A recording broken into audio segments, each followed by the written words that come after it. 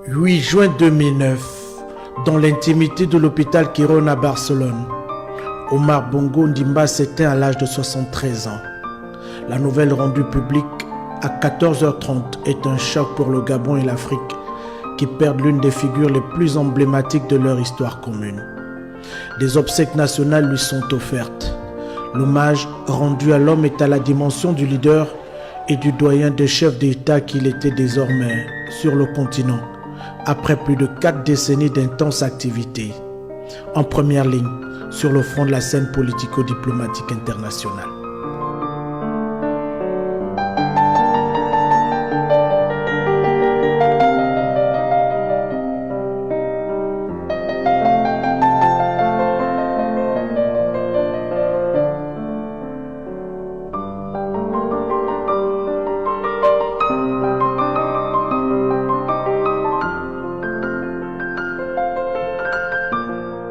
Benjamin d'une famille de 9 enfants, Elhadji Omar Bongo Ondimba voit le jour le lundi 30 décembre 1935 à Léouaï, sur les hauts plateaux Batéké à une trentaine de kilomètres de Franceville, dans le Haut-Ogooué. Issu des ethnies Téké et Obamba, Albert Bernard Bongo, de son état civil à la naissance, perd son géniteur à l'âge de 7 ans. Il a 12 ans lorsque Jeanne et Boris, sa mère, décèdent. Orphelin, il est confié à l'un de ses oncles, fonctionnaire de l'administration coloniale au Congo voisin.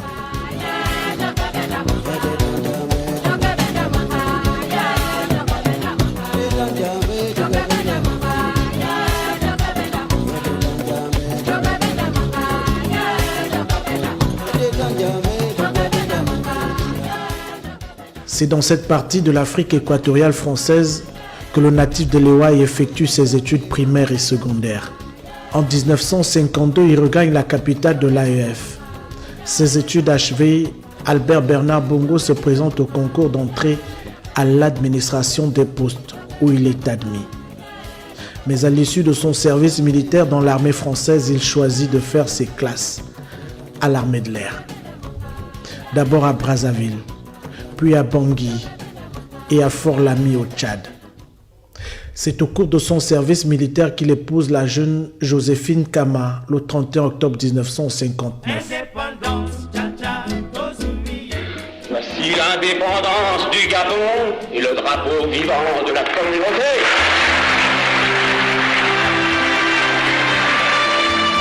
À main aucun Dieu et à la face des hommes, par la délégation des pouvoirs que je tiens du peuple gabonais. Le 17 août 1960, le Gabon accède à l'indépendance. Je proclame solennellement l'indépendance de la République gabonaise. En 1961, Jean-Hilaire Obama, ministre des Affaires étrangères à l'époque, le copte à son cabinet au terme de la campagne pour l'élection législative où il s'est distingué chez lui dans le Haut-Ogooué. En octobre 1962, Liomba à son tour remarque le jeune homme plein d'ambition. Il lui confie la direction adjointe de son cabinet. Arrêté en février 1964 au cours d'un coup d'état militaire, Albert Bernard Bongo sera rapidement libéré par les forces françaises venues secourir le président Liomba. Il est nommé ministre délégué à la présidence en septembre 1965, puis vice-président de la République un an plus tard. Épuisé par la maladie, le président Liomba décide d'en faire son héritier en cas de vacance de pouvoir. Selon les nouvelles dispositions constitutionnelles, Liomba est réélu à la tête du pays en mars 1967 avec son jeune vice-président. Monsieur le Président, voulez-vous lever la main droite et dire « Je le jure ». Je le jure. Monsieur le Vice-président, voulez-vous lever la main droite et dire « Je le jure ». Je le jure. Le 28 novembre de la même année, à l'hôpital Claude Bernard de Paris, où il est interné depuis le mois d'août 1966, le président Liomba s'éteint des suites d'un cancer. Albert Bernard Bongo âgé de 32 ans, devient officiellement le président de la République gabonaise le 2 décembre 1967.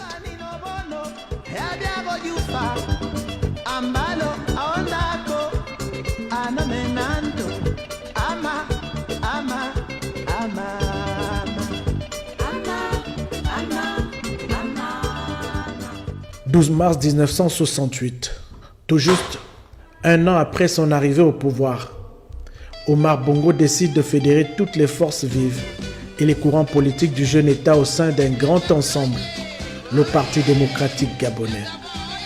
Numéro 3 du parti à l'époque, le doyen Paul Okumba de Kouatsege garde un souvenir impérissable de l'odyssée historique de Koulamoutou.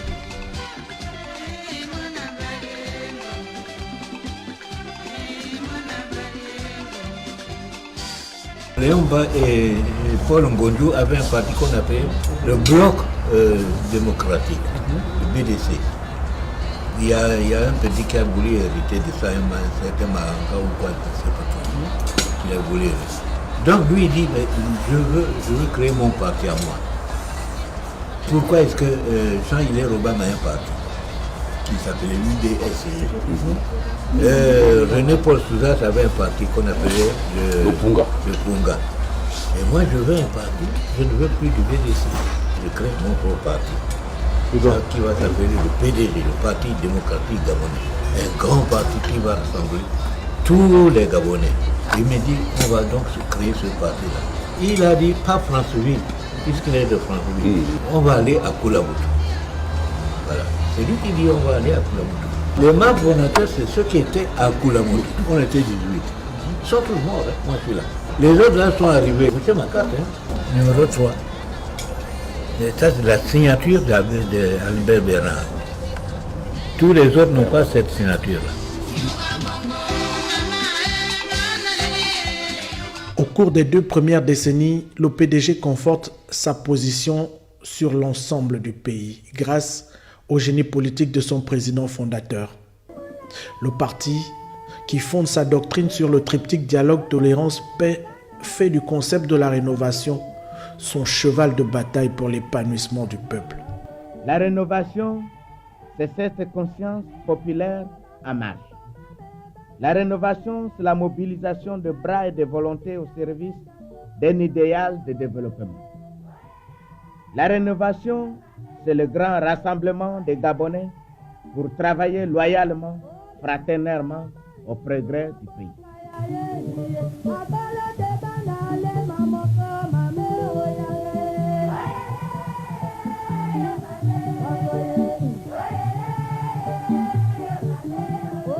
L'année 1990 aura une fois de plus mis en exergue tout le génie politique du président Omar Bongo.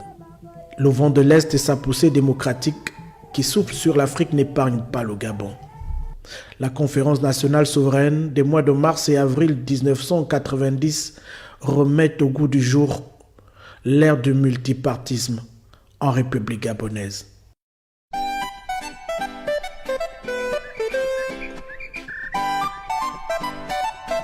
Chers compatriotes, j'ai toujours dit qu'aucune ethnie, aucune province, aucun département n'est supérieur à un autre. J'ai proposé au peuple gabonais de réaliser une nouvelle avancée démocratique par une démarche originale vers le multipartisme intégral.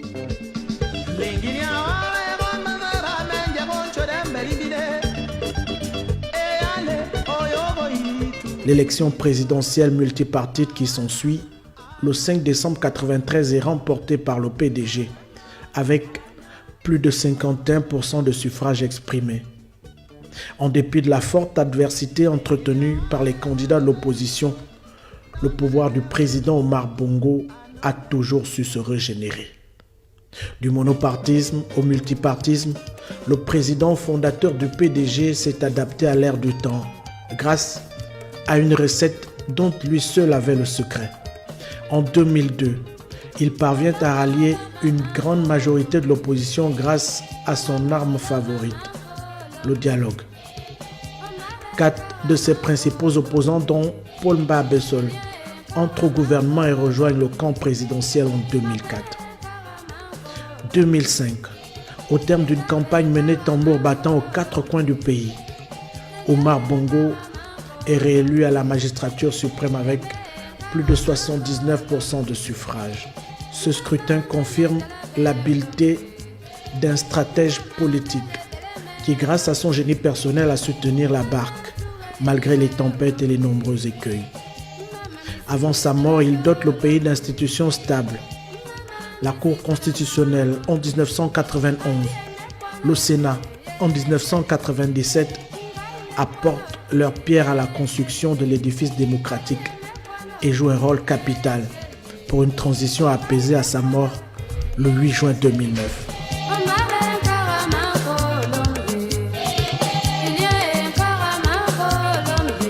Né dans les hauts plateaux batékés, Albert Bernard Bongo garde toute sa vie durant un amour très prononcé pour la nature. Cette passion est à l'origine de l'un des actes les plus marquants de sa longue présidence. En 2002, sous son impulsion, 11% du territoire, soit plus de 30 000 km² et 3 millions d'hectares de forêt sont dédiés à la gestion durable de l'écosystème.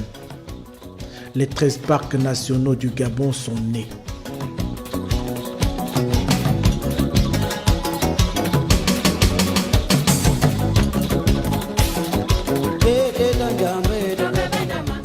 L'annonce, faite le 4 septembre 2002 au sommet de la Terre à Johannesburg, se projette déjà dans le futur de la planète.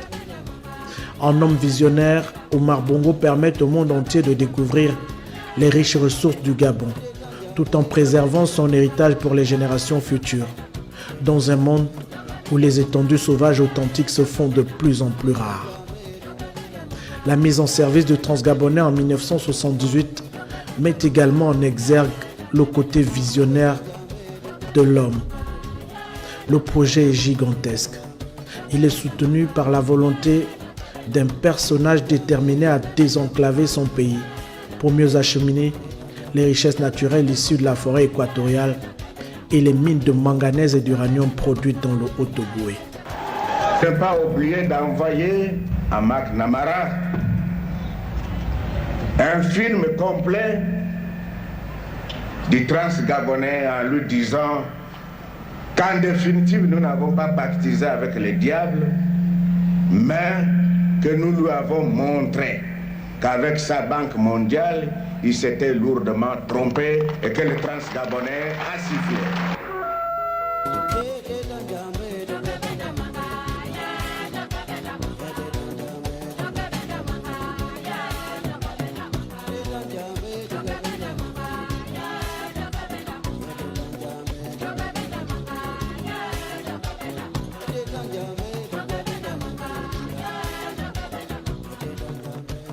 Existe donc le téléphérique par lequel le minerai était écoulé de la mine de Mwanda vers le Congo.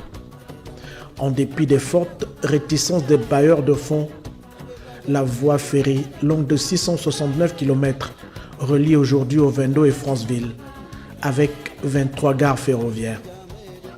Comme un véritable trait d'union entre les populations, la construction du chemin de fer conforte la vision, le rêve de grandeur d'un jeune leader pour le développement de son pays.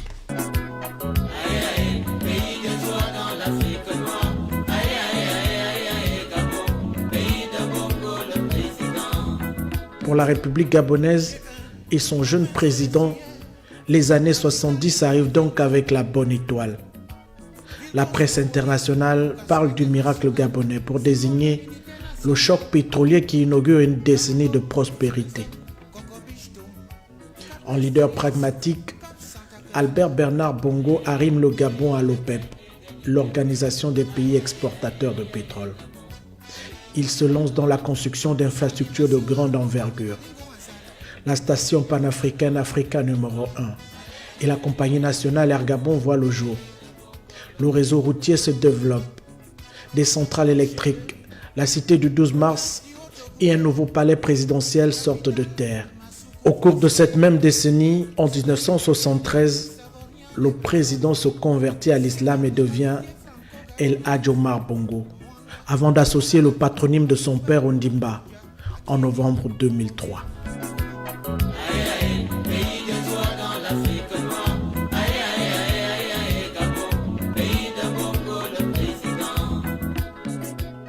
Dès le début de sa présidence, Omar Bongo initie une diplomatie active.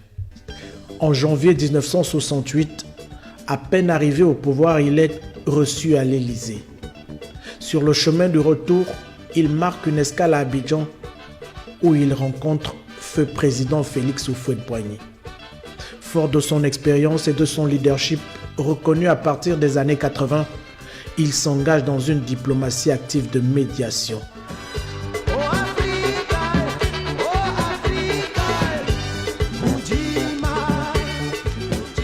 Voilà un pays qui n'a qu'1,5 million d'habitants, qui n'est pas le plus riche de l'Afrique, même de l'Afrique centrale, mais qui est devenu, n'est-ce pas, un pôle important de la diplomatie africaine, sinon mondiale, un phare. Le président libère les otages en Angola, le président résout des crises qui se nouent ici et là. Le président est représenté, notre pays est représenté aujourd'hui dans 34 pays dans le monde. Mais notre influence est, je pourrais dire, inversement proportionnelle à notre population. Nous sommes l'un des pays les moins peuplés d'Afrique, même d'Afrique centrale, mais je crois que nous sommes celui dont le drapeau flotte le plus haut grâce au président Bongo.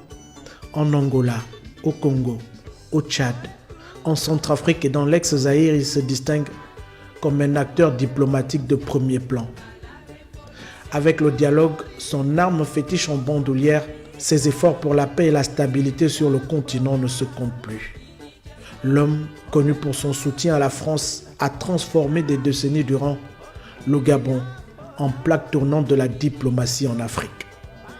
Adepte de la palabre à l'africaine, capable de s'exprimer dans les grandes langues vernaculaires de la région, il avait acquis d'Houphouët-Boigny, son mentor, l'art du compromis pour régler les conflits. Le 14 février 1991, après 10 000 jours et 10 000 nuits de captivité sous le régime de l'apartheid, Nelson Mandela, le plus célèbre prisonnier du monde, réserve sa première visite d'homme libre à l'étranger à la République gabonaise et son président. Un moment inoubliable pour l'intransigeant combattant de la liberté venu remercier l'un des principaux soutiens de l'ANC durant ces longues années de prison. Went through the same struggle in which we have now embarked. Je suis sincèrement honoré de ma visite ici au Gabon et surtout pour l'accueil très chaleureux qui m'a été réservé depuis mon arrivée, ainsi qu'aux membres de ma délégation. Je veux dire que les quelques heures passées ici au Gabon sont des heures inoubliables pour nous. Avec l'ancienne puissance coloniale, Omar Bongo mène une diplomatie pragmatique. Avec De Gaulle, Pompidou, Giscard, Mitterrand, Chirac et Sarkozy qu'il a fréquentés à l'Élysée, il a su rester en phase et s'adapter aux nécessités du temps. Omar Bongo avait une maîtrise hors pair des règles du jeu politico-diplomatique avec l'ancien colon français. Homme de réseau, il parvient à installer en gras sur la carte du monde le Gabon et son territoire de 267 667 km². Omar Bongo a également tissé des liens avec les plus grands leaders du monde. Le roi Hassan II du Maroc, Muammar Kadhafi, le guide libyen, Mao Tse-tung de Chine ou encore le roi d'Espagne Juan Carlos. La liste est interminable. En 2008, juste avant sa mort, contre vents et marées, il parvient à imposer son compatriote Jean Ping à la tête de la Commission de l'Union africaine. Durant ses 42 ans de présidence, Omar Bongo Ondimba aura été marié civilement 2 fois, avec Marie-Joséphine Kama en 1959 et Edith Sassou Nguesso en août 1990. De son existence, l'on retiendra l'amour du prochain et la grande générosité qui caractérisait cet homme épris de paix, adepte du dialogue et de la tolérance. Un legs aujourd'hui essentiel à l'épanouissement du Gabon et des futures générations.